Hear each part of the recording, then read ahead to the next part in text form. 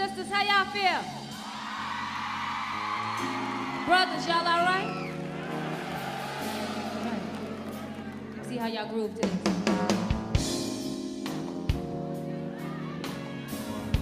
Welcome back to Greater.inc, everybody. I am so excited today. Like, this is a dream come true. The first ever Woman Crushing It Wednesday. Yeah. I have Mrs. Aldeisha Smith sitting down with me. Hey, y'all. We are on the campus of Bennett College, where she attended school. Hey, and graduated. Class of 2016, know it. Most definitely, most definitely. So, why Bennett? Why did we come here? What was so special about Bennett College that we came here? Honestly, when thinking about it and preparing for today, especially because of the topic, I automatically thought of the many women that support me, the many women that encourage me to do what I want to do, what I love to do, and the many women that I see doing their own thing, so who are also crushing it. So it just felt right for the situation, or for actually the topic. So. Most definitely, most definitely. Well, to explain what Women Crushing It Wednesday is, first of all women are not just your crush. They not just to be looked at. They not just eye candy. These women are actually doing great things in their community, doing great things in their family, and doing great things in their career. And we gotta appreciate that, because if it wasn't for women, we as men wouldn't be able to stand on our own 2 feet. So appreciate that. Yes. So to commemorate the women, we have Women Crushing It Wednesday here at Greater.inc. So one question that I want to just dive into straight: Superwoman versus strong, independent woman. They don't go hand in hand? The reason why I say that is because when I think of a superwoman, I think of like your mom, who's trying to do everything. Okay. And then the strong, independent woman has like a negative connotation towards it, if you think about it. Sometimes it can.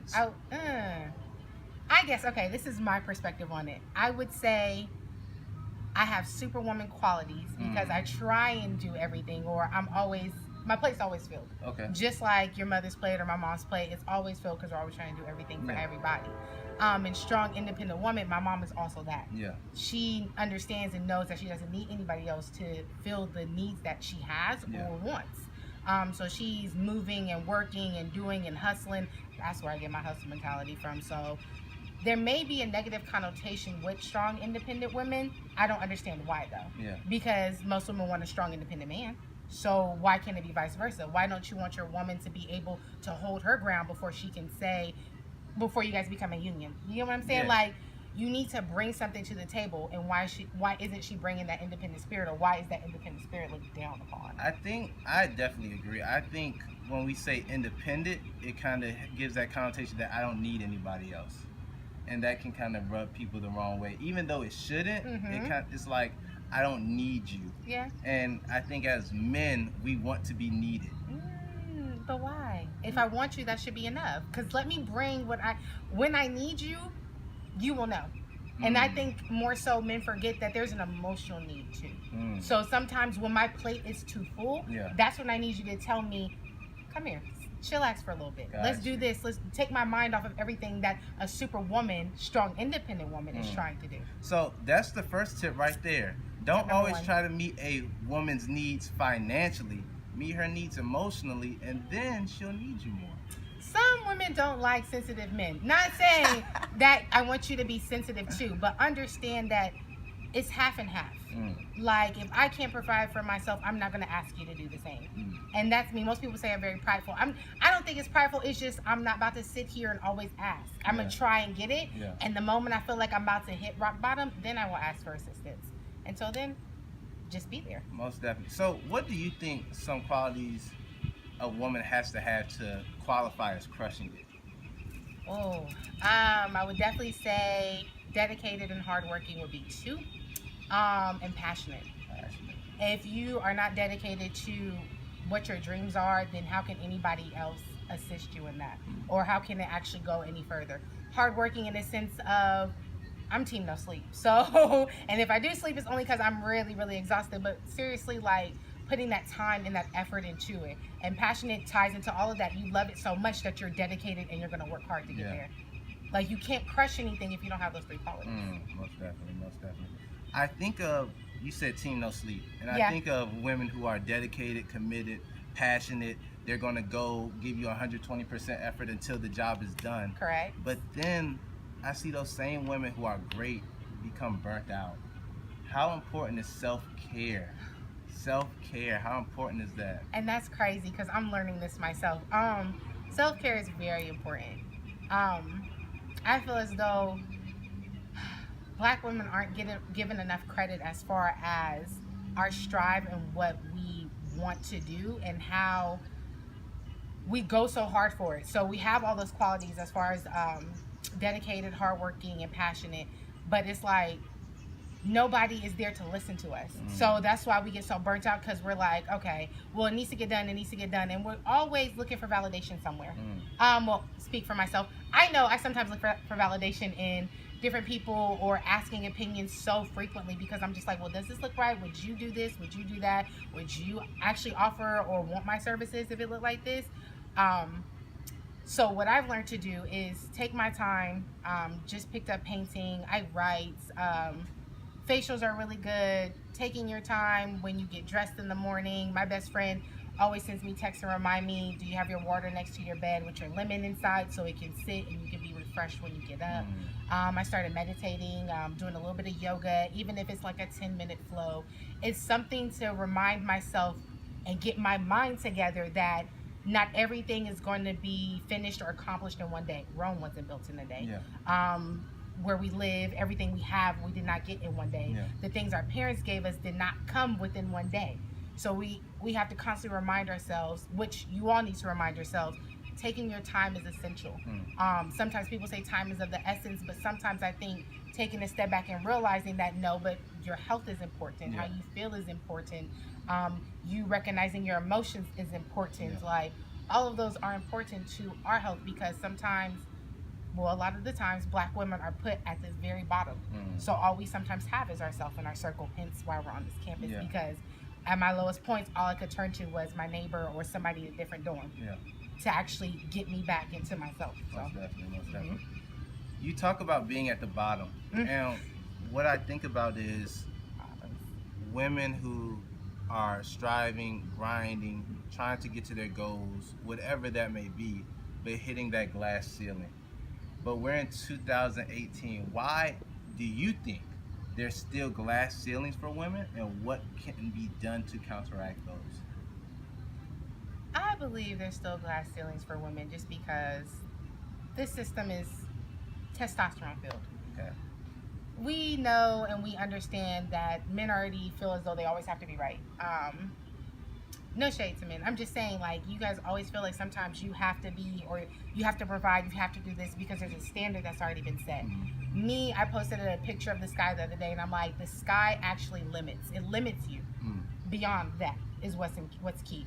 And when you have that strong confidence and foundation within yourself as a woman, where that self-care is coming into play, then you already know, I can go above this.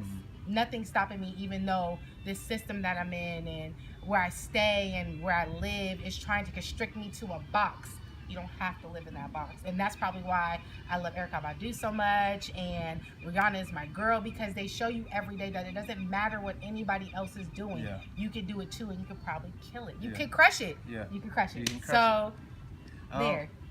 I actually, that's funny that you brought up Rihanna. I was thinking about her like a day or so ago, and I was like, dang, she's really an artist, but she has ventured out into so many different endeavors with Puma and fashion, with her own makeup line, and things that people might not think, okay, she just supposed to sing. No, you don't have to box yourself in. You don't have to just be a lawyer. You don't have to be just a doctor. You don't have to be just a therapist. You can be whatever you want to be.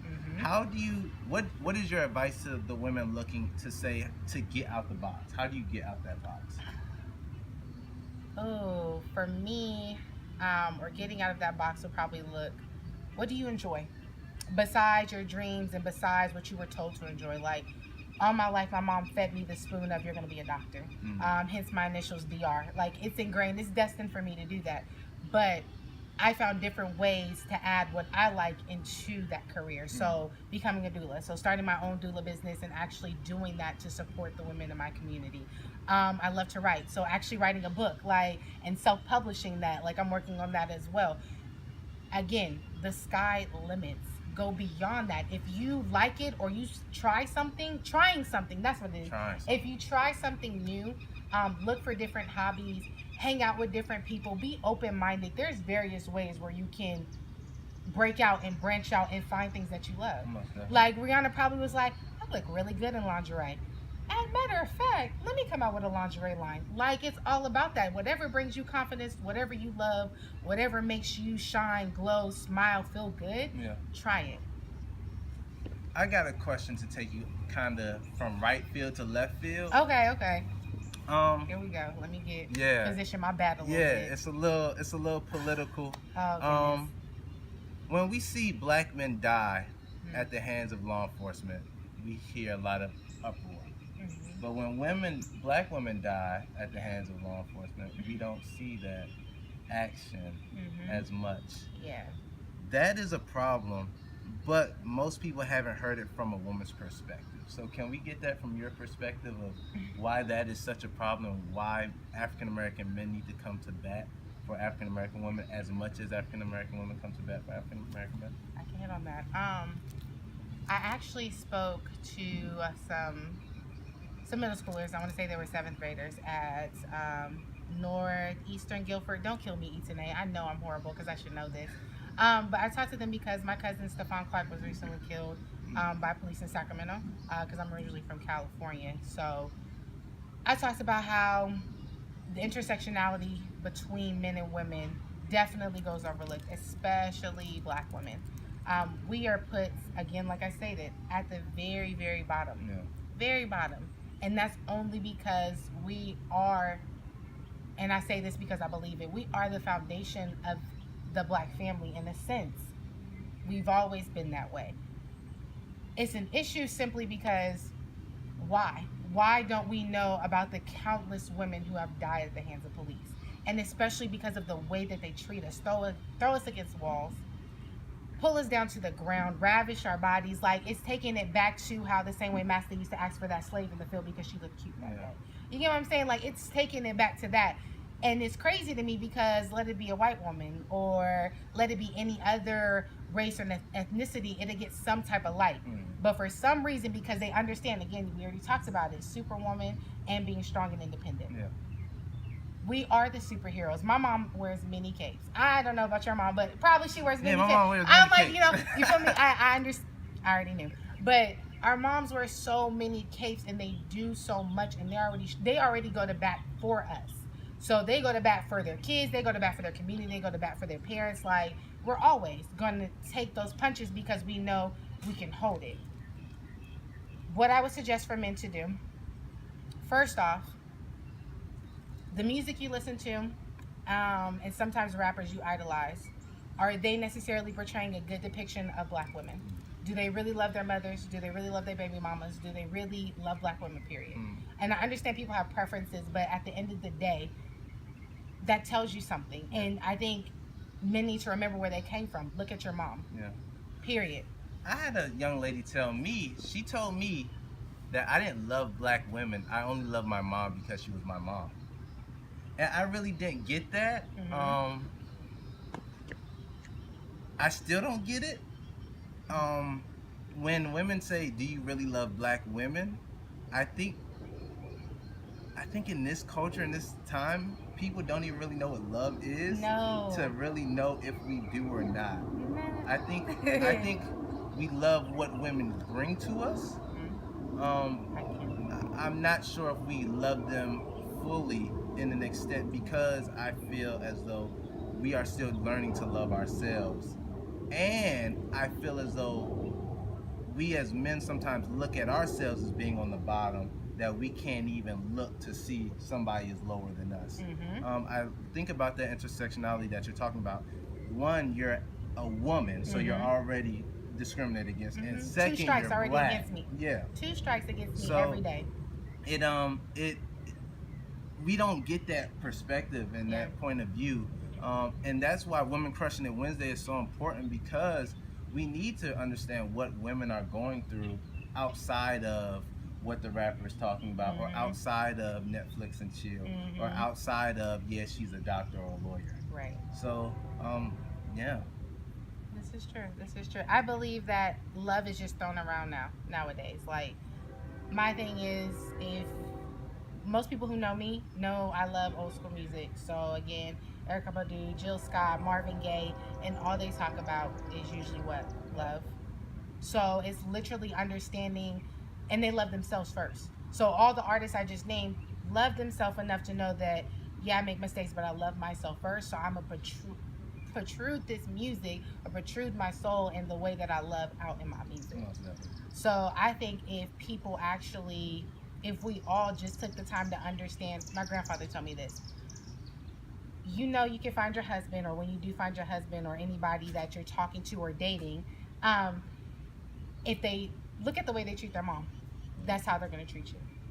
And that's why I don't believe that point or that statement that she gave you is very valid, because I look at that. The way you treat your mom is the way you're going to treat me, because I know you wouldn't let any other man or any other person treat her any other type of way. So that means you're going to do the same thing for me.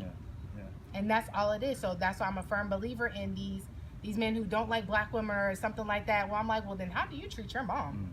Let me know how you treat your mom, because if you treat her any other type of way, then there's kind of a disconnect. And I believe it's all about media.